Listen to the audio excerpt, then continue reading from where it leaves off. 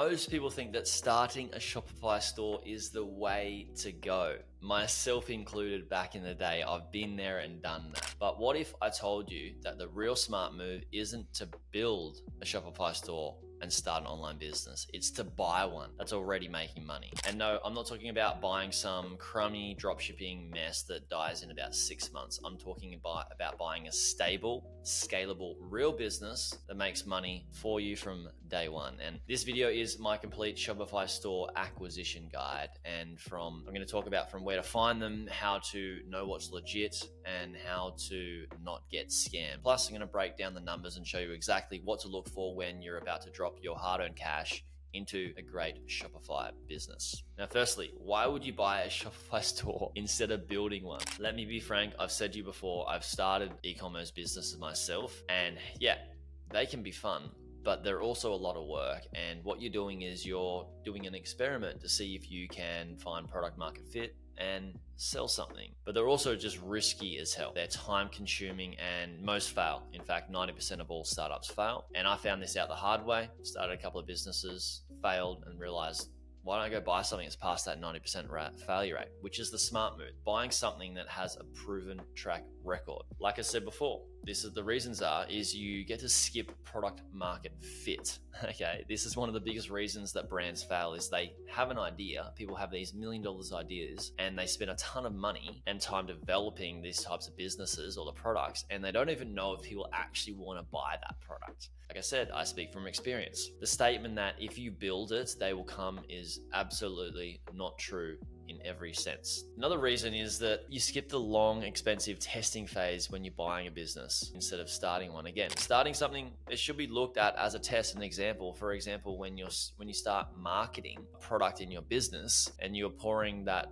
marketing dollars, you're just buying data and just testing to see what the market wants versus what the market doesn't want. And my favorite reason to buy a business is, instead of building one, is to buy a system, right? That's what a business is a system that produces a result that generates income. And someone else has done all the hard work to build that on a certain platform like Shopify, and you can just go in and buy it. Like that for me is phenomenal, is buying a system that churns out money. I mean, imagine owning a Shopify store that's doing $20,000 a month that you can optimize yourself and grow immediately without starting from scratch and maybe putting a year or more work into starting something to just get a little bit of money. Imagine starting in the platform where you've got 20 grand a month to build on top of.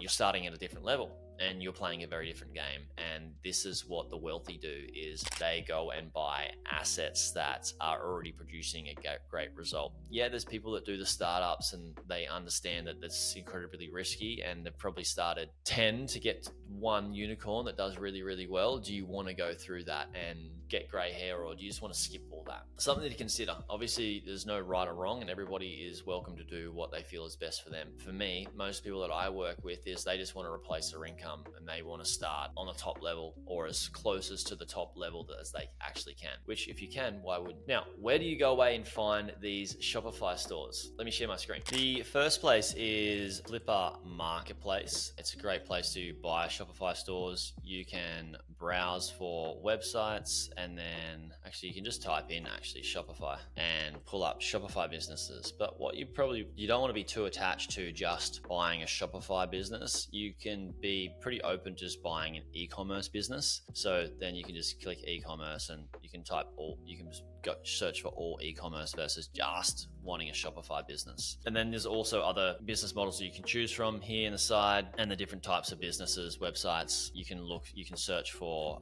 price ranges as well. Typically, how much is the making per month? How many views are they getting per month? Obviously, the broader your search, the broader the businesses are. Now, as you can see, there's businesses on Flipper from anywhere from it can be like a couple of $1,000s to, what we saw before was like 2.5 million. A lot of these you're gonna need to sign a non-disclosure agreement to view the data. So don't be afraid, just click on it, sign the non-disclosure agreement, and get more data for the business. Now, looking at these e-commerce businesses, look at this home and garden one.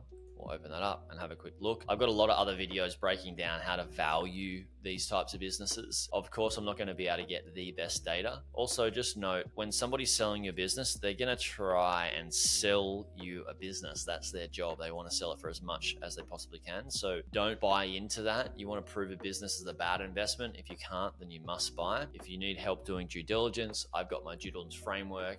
I'll put a link to that in the show notes, and you can get that for free. It's what's made people millions of dollars and saved people millions of dollars when buying these e-commerce brands. And a lot of my clients and I use it. So that's Flippa. Just browse, go through Flippa. The cool thing is you can see, how much these businesses cost, what they're making per month. Don't go for a low revenue, a low multiple. Typically, it's better to go for high multiple businesses because typically there's less risk in them. The second place to go is empireflippers.com. I'll put a link to all of these places in the show notes as well. You will need to sign up and create an account. It's free. Same with Flippa. You'll need to do the same there, and then you'll be able to view these types of businesses. As you can see, there's a bunch of different type of businesses. You can filter through these through the monetization models, and you can go for just e-commerce businesses, okay, or drop shipping, which is probably a Shopify store anyway. And then it will populate those listings and then pop up a bunch of different listings that you can look at. Whilst that, it's already finished populating, great. Here's one for sale, $55,000. It's making a net profit of $2,700 per month, which is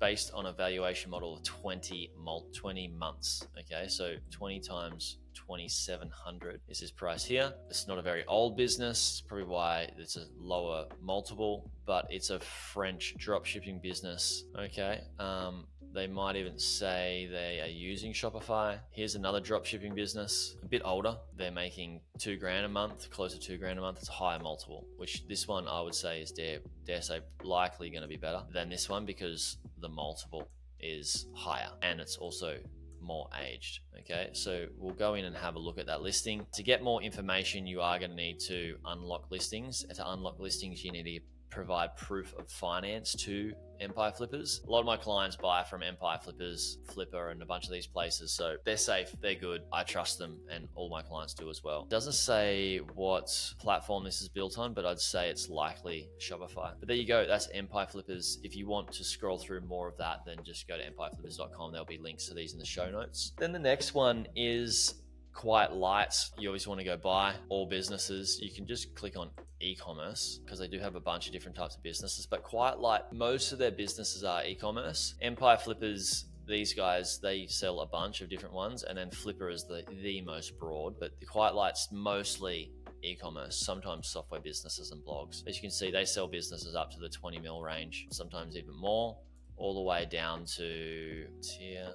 Scroll down to like the couple of $100,000 range. Here you go, Shopify dropshipping business, large Pride social following, 200 active email subscribers, and they're using SDE multiple, so sellers discretionary earnings, which is basically the income times the 2.84 multiple, which is the price that you're going to get here.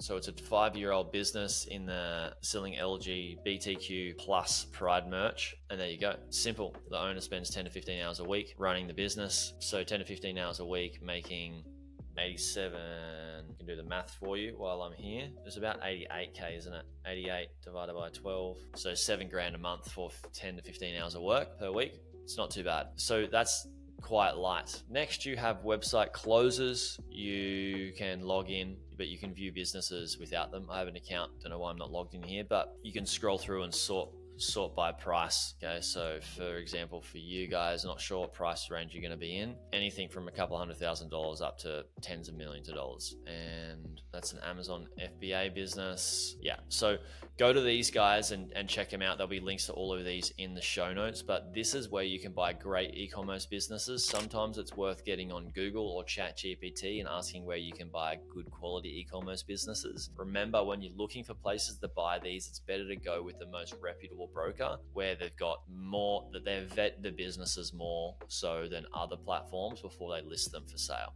So remember that. So now let's talk about how do you value e-commerce business or Shopify store? And this is what you've been waiting for. Like what is the fair price? Okay, so we've got the SDE multiple model. Like I said to you before when I shared my screen, is it stands for sellers discretionary earnings, and is basically the net profit, the annual net profit of the business times a yearly multiple. With Empire Flippers, they do it via a monthly multiple. So let's say the store makes $100,000 profit per year. That might be valued at a 2.5 multiple, which means that it's valued at a 250K multiple, which is similar to the business that we're looking at on Quiet Light. Now, what changes this valuation is a few factors through due diligence, things that you need to look at in the different types of due diligence: traffic due diligence, marketing due diligence, operational due diligence, financial due diligence. You need to understand all of those. Like I said, I've got my framework. You can use that, which takes the guesswork out of buying a business, and ask questions about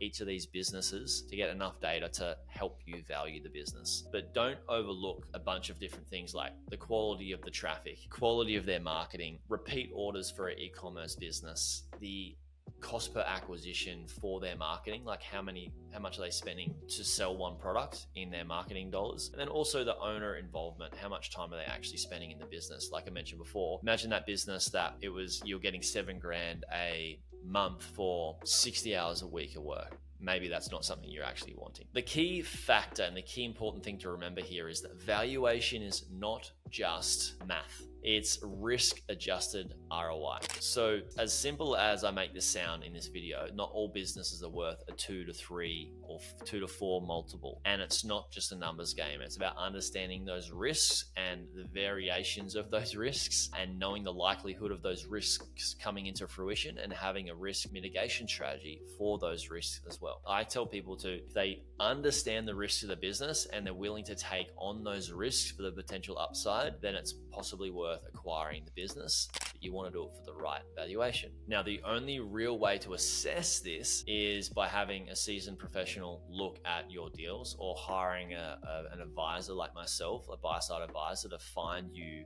the right deals and help you with due diligence and structures, negotiations, and valuations. Obviously, of course, everything can have red flags. Everything's got risk. Everything we do has risk. So let me save you tens of thousands, if not millions of dollars now, by sharing some key red flags that you want to avoid in an e-commerce business like a Shopify store. You want to avoid a one-hit wonder product store. What I mean is a Shopify store that has one product that is their best selling product, and they get more than, say, 50% revenue to that. If you lose the supplier contact for that product, or that product no longer exists because they're discontinuing it, that can be very, very risky for the business, and you can lose 50% of your revenue very, very fast. So a one product wonder store is typically not the best thing to go for. So it's a big red flag. The second massive red flag is that all traffic can come from, it's not a huge red flag, sorry, but if all traffic comes from like just Facebook ads alone, and Facebook account has had some violations, that's a big risk. Because what happens if they're one violation away from their ad account being shut down? This has happened to me personally in my own businesses, one particular business, and it took me a long time to get that account reinstated. And when I did, my ads after I ran it were no longer profitable. So you need to understand the risks with just single source dependency on one ad platform, and the risks that can be involved with that ad platform. It is pretty common for a Shopify store and e-commerce business to use one ad platform and have most of their traffic and their sales come from that. But you want to understand, have they had violations? What have they done to avoid those? Third red flag is a customer retention strategy. Asking and looking for, do they have repeat buyers? And if they do have repeat buyers, there's a whole lot of value in that business. If it's just all cold traffic and you're rebuilding every month and you're just selling one-time products and you never hear from your customers again, typically the multiple is going to be a lower multiple. It's not something to completely ignore,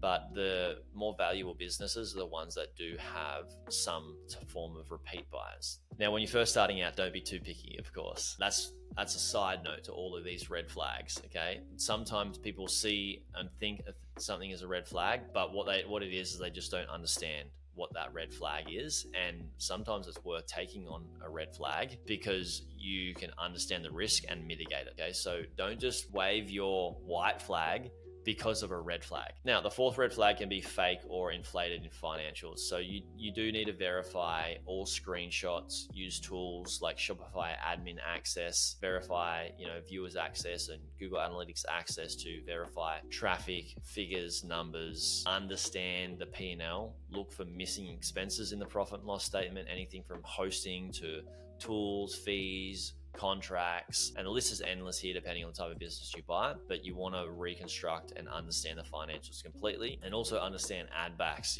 Look for ad backs that aren't legitimate ad backs. For example, marketing advice. This is a necessary expense, and not just because the owner wanted to learn about marketing they were using for the business, that it's a necessary expense for the business. So understanding ad backs, I've got a lot of other videos around ad backs if you want that as well. Check out some of my other vids here on YouTube. Now, the next thing I wanted to mention is due diligence. What should you check before buying a business? I've got a quick checklist that I can go through with you here, but the longer version is the due diligence framework that I mentioned. You can get that in this link description. You want to understand traffic due diligence, marketing due diligence, operational due diligence, supplier relationships. In the marketing due diligence, you want to understand the ad account. You want to understand customer lifetime value, repeat purchases, understand how valuable their email list is, how many active subscribers they have, what's their open rates, what's their click-through rates to products. And then you also want to understand the time commitment towards the business from the owner as well. Are you going to be buying yourself a job that's the hourly rate is not very good? Typically, if you're buying a business under the $500,000 range or under $1 million range, yes, you're buying yourself a job, which is okay because you're buying yourself control of your time and your freedom. You can buy a business that gives you a better hourly rate than, say, something that you're working for full-time. Like I said, if you don't understand the business and you don't get clear answers from the sellers and the brokers, then if you don't understand an investment, what's the point in buying it? Okay, so just understand that you need to understand the business before you even start making offers on it. Now, how do you buy these businesses? Where does the money come from? Well, the cool thing is that you don't need to cough up 100% cash always. For businesses under the 500K range, typically they're going to be selling for mostly cash, but there are some things that you can do. Number one is seller financing, where many sellers will accept maybe 80% cash up front and 20% over time. Might be a 6 to 12 month payback period. Then you can also have revenue-based loans where you can have like a lighter credit checks, and this can be based on the store performance. So you need to speak to a finance broker for that. You can also have equity partnerships where you can team up with someone who has cash or operational skills. Maybe you've got operational skills but not the cash. You can team up with somebody like that, or vice versa.